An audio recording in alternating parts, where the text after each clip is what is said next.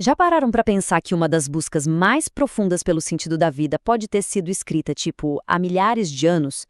Hoje, a gente vai mergulhar num texto antigo que encara de frente aquela pergunta que todo mundo se faz uma hora ou outra, afinal, qual é o sentido disso tudo? Se preparem, porque essa é uma jornada filosófica que continua a nos desafiar até hoje. E já começamos assim com um soco no estômago. Vazio. Olá, tudo é um grande vazio. Essa é logo a frase de abertura do nosso narrador, que a gente vai chamar de O Buscador. E com isso ele já deixa bem claro o tom sombrio e o problema central, um sentimento profundo de que a vida é inútil, sem propósito. Então, a nossa história acompanha a jornada de um rei em Jerusalém, uma figura que por fora parece ter absolutamente tudo: poder, riqueza, respeito.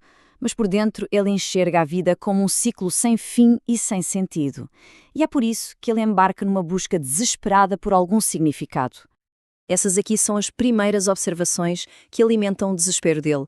Ele olha para o mundo e o que ele vê? Repetição. O sol nasce e se põe, os rios correm para um mar que nunca enche, parece que está tudo preso num ciclo que não leva a lugar nenhum. E a conclusão dele é desoladora.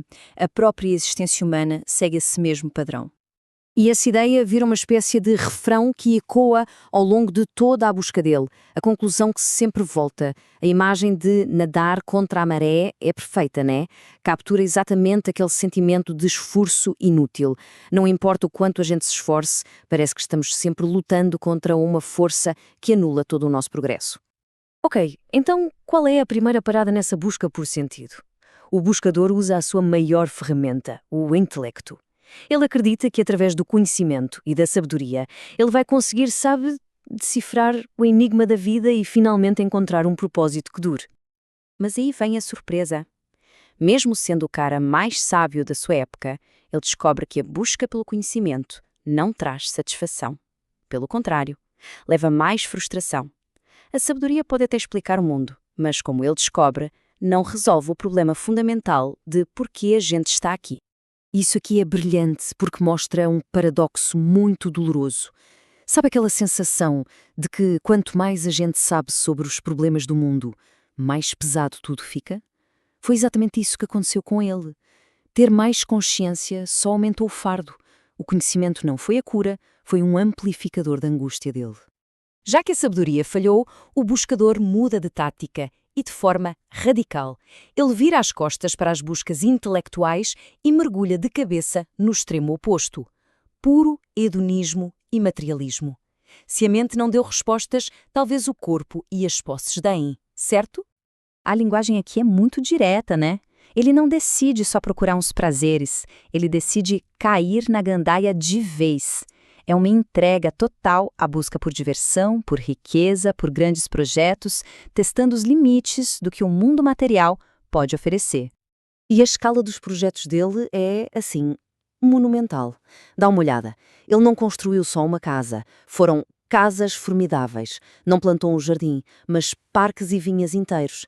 Ele acumulou uma riqueza que a gente nem consegue imaginar.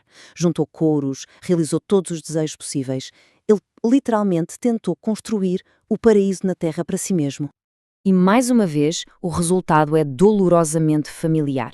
Mesmo depois de ter tudo o que um ser humano poderia sonhar em ter, aquele sentimento de vazio volta com tudo.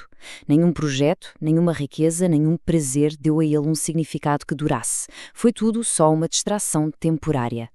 Depois que as suas experiências pessoais falharam em dar uma resposta, o buscador muda de novo a sua abordagem.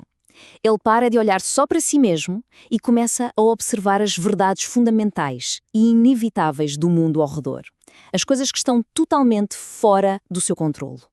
E essa passagem, que é super famosa, mostra a profunda percepção dele de que a vida é governada por esses ritmos, por essas dualidades que a gente não pode evitar. Não dá para ter nascimento sem morte, alegria sem choro, amor sem ódio. Esses ciclos estão fora do nosso controle. Eles são, na verdade, o próprio tecido da existência.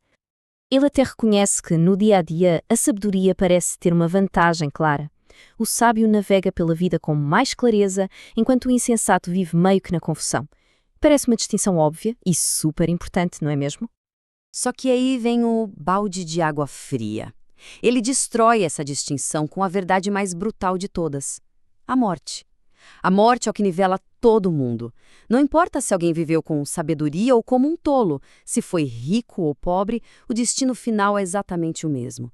E essa percepção faz a busca por sabedoria parecer, de novo, inútil. A análise dele fica cada vez mais pesada quando ele olha para a sociedade. Ele vê corrupção em todo lado, na política, na justiça.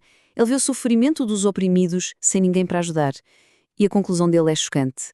No fundo, os seres humanos, com toda a nossa complexidade, temos o mesmo destino frágil dos animais. A vida parece injusta e a morte é a única certeza. Então tá, depois de desmontar todas as grandes ambições, sabedoria, prazer, riqueza, justiça, o que é que sobra?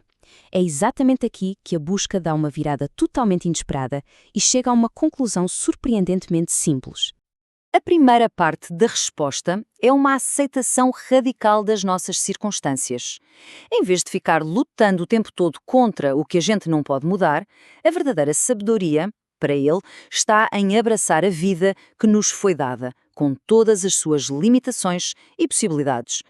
A segunda parte é encontrar satisfação no trabalho do dia a dia. Não é só pensar na recompensa lá no futuro, mas achar valor no processo em si. Seja fazer pão, cuidar de um jardim, construir alguma coisa. O significado está na labuta diária.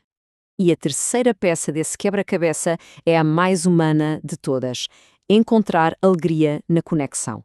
Compartilhar a vida, mesmo que ela pareça sem sentido, com alguém que se ama. E isso aqui é crucial.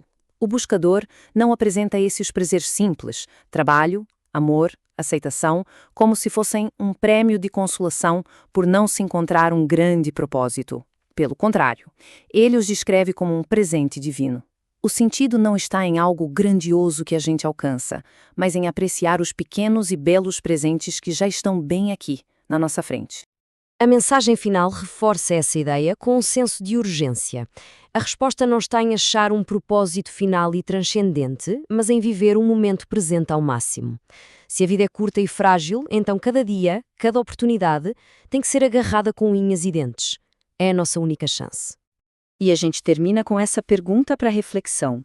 O buscador oferece o caminho dele: aceitação, trabalho e amor. Mas a jornada antiga dele convida cada um de nós a pensar. No meio da incerteza das nossas próprias vidas, como é que a gente realmente encontra valor e significado no agora?